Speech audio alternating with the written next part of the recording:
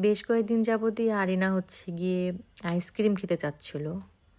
আর সে বলছিল বারবার যে মা কাঠিওয়ালা আইসক্রিম খাবো। অ্যান্ড ফাইনালি সেদিন আমরা বের হয়েছি রাতে। আর এই যে এইটাই হচ্ছে আরিনার কাঠিওয়ালা আইসক্রিম। এটার নাম সে বলতে পারছিল না। এইটাকে বলে পিঙ্কি আইসক্রিম।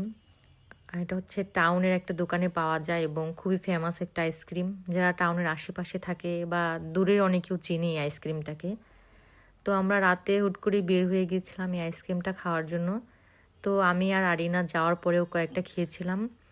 আর যেহেতু বাসায় লোকজন ছিল, ওদের জন্য আমরা এখান থেকে কয়েকটা নিয়ে নিয়েছিলাম বাসার জন্য। এই যে দেখা যাচ্ছে এখানে হিউজ পরিমাণের আইসক্রিম তাদের স্টকে থাকে এবং প্রচুর পরিমাণের সেল হয়। সবাই এই দোকানটাতে মেইনলি এই আইসক্রিমটা খাওয়ার জন্যই যায়। এটা হচ্ছে টাউনের বাজার ব্রিজ বলে, ওইটার একদম গোড়ায় অবস্থিত এই দোকানটা। তো এই তো আমরা বাসার জন্য নিয়ে নিচ্ছিলাম।